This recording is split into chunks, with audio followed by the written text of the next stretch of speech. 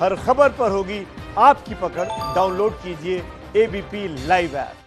देश में कोरोना संक्रमित लोगों की तादाद 42,500 से ज्यादा पहुंची। कोरोना से अब तक 1,373 लोगों की मौत हो चुकी है।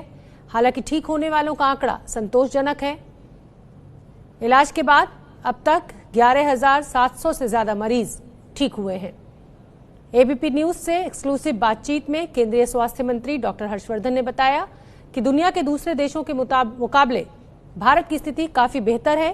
देश में 10 लाख टेस्ट हुए हैं, जिनमें से 40,000 लोगों में ही कोरोना के लक्षण पाए गए हैं। देश भर में आज से रियायतों के साथ लॉकडाउन का तीसरा चरण शुरू हो चुका है। कोरोना के जो हॉटस्पॉट रेड जोन में है, वहां कोई ढील नहीं है, लेकिन ऑरेंज और ग्रीन जोन वालों को कई तरह की छूट दी गई है। तमाम शहरों में लोग काम पर लौट आए हैं। लॉकडाउन की सख्ती के साथ सोशल डिस्टेंसिंग का पालन किया जा रहा है। कई शहरों में सैलून्स भी खोले गए हैं, जहां 40 दिन बाद लोग दाढ़ी और बाल बनवाने पहुंच रहे हैं। दिल्ली में रेड जोन के बावजूद सभी सरकारी दफ्तर खोले गए हैं आज। ऐसे में लोग सुबह ऑफिस जाने के लिए निकले, जिसकी वजह से दिल्ली के कई इलाकों में जाम की स्थिति पैदा हो गई। पुलिस जगह जगह बैरिकेड्स लगाकर लोगों की जांच कर रही थी।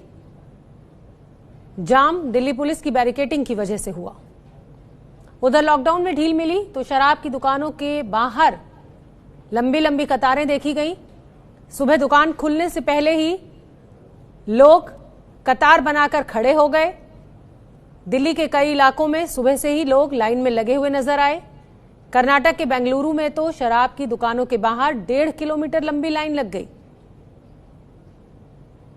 नोएडा में लोगों ने तालियां बजाकर शराब की दुकान खुलने का स्वागत किया। कई जगहों पर सोशल डिस्टेंसिंग की जमकर धज्जियां भी उड़ी। इस दौरान हालांकि मुंबई सुबह से ही लाइन में लगे लोगों को मायूसी हाथ लगी। मुंबई में शराब की दुकानें नहीं खुली हैं। पुलिस ने दुकान के बाहर खड़े लोगों को भगाया, तब वो अपने घर गए। मध्य प्रदेश में भोपाल, इंदौर और उज्जैन में शराब की दुकानें नहीं खुलेंगी। वहीं शहर के रेड जोन वाले इलाकों में शराब की दुकानें नहीं खुलेंगी। कांग्रेस अध्यक्षा सोनिया गांधी ने मजदूरों से घर वापसी के लिए जा रहे रेल किराए पर सवाल उठाए हैं।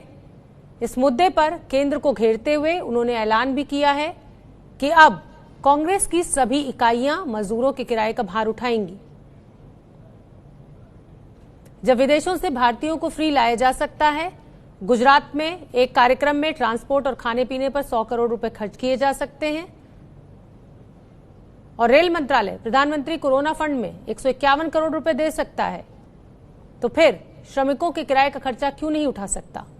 बीजेपी ने इस पर पलटवार किया है। बीजेपी का कहना है कि मजदूरों के टिकट के बहाने कांग्रेस राजनीति कर रही है। उत्तर प्रदेश के चर्चित नेता अमरमणि त्रिपाठी के बेटे और महाराजगंज के नौतनवा से विधायक अमनमणि त्रिपाठी पर उत्तर प्रदेश के मुख्यमंत्री योगी आदित्यनाथ के नाम पर फर्जीवाड़ा करने का आरोप लगा है। आरोप है कि अमनमणि त्रिपाठी ने मुख्यमंत्री योगी के पिता के अंतिम संस्कार के बाद की प्रक्रिया में शामिल होने के नाम पर पास बनवाया और 11 लोगों के साथ निकल पड़े। अमनमणि त्रिपाठी को बद्रीनाथ और केदारनाथ जाने की इजाजत दी गई थी। रास्ते में एसडीएम वैभव गुप्ता ने चमोली से अमनमणि को वापस लौटा दिया। लौटते वक्त ऋषिकेश में अमनमणि को गिरफ्तार भी किया गया। हालांकि 2 घंटे के बाद ही निजी मुचलके पर वो छूट गए। इस मामले में पुलिस ने डिजास्टर मैनेजमेंट एक्ट और आईपीसी की धारा 188 के तहत मुकदमा दर्ज कर कार्रवाई की।